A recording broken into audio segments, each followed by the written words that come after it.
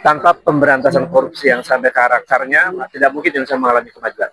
Rakyat publik sudah marah, tidak ada upaya serius untuk membongkar perkara KKN keluarga Joko Widodo dan dugaan tindak pidana pencucian uang.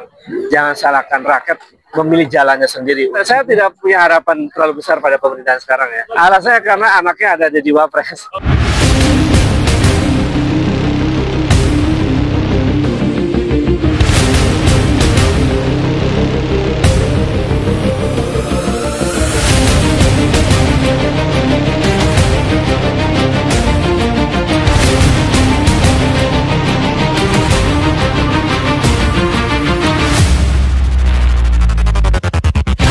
Jadi saya kira di momentum 27 tahun reformasi ini mestinya pemberantasan korupsi, penegakan hak asasi manusia itu mengalami upaya yang sangat serius begitu untuk diberantas, ditegakkan hak asasi manusianya dan seterusnya.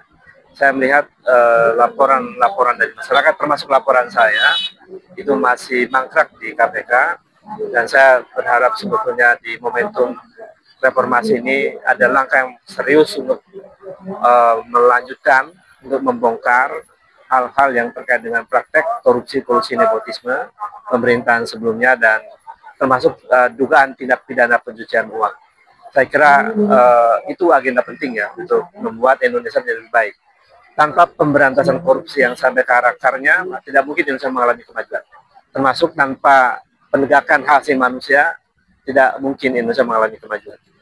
Ekonomi ditentukan oleh faktor seberapa besar negara menjalankan supremasi hukum, termasuk pemberantasan korupsi dan penegakan hak asasi manusia. Sebetulnya sih rakyat publik sudah marah, cuman kan rakyat melihat bahwa ada ruang yang memungkinkan proses pengadilan dijalankan.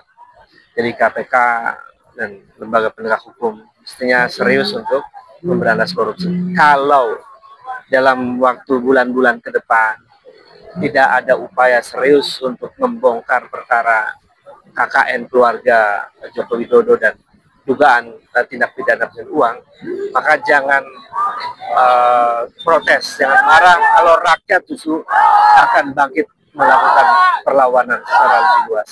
Saya kira itu. Jadi jangan dianggap sepele persoalan ini, sangat serius. Jadi kalau KPK tetap diam, kejaksaan tetap diam, dan semua laporan masyarakat, saya kira jangan salahkan rakyat memilih jalannya sendiri untuk menegakkan hukum. Saya tidak provokasi, tetapi saya ingin mau mengatakan, memberikan peringatan keras terhadap KPK dan penegak hukum lainnya. Ya, pola-pola penguasa yang seperti itu kan harusnya diakhiri ya. Orang-orang kritis, orang-orang yang melaporkan perkara-perkara hukum harusnya dijamin oleh konstitusi untuk tidak diapa-apakan. Jadi menurut saya pola semacam itu harus diakhiri. Saya kira. Kira-kira pemerintah sebaiknya bersikap seperti apa?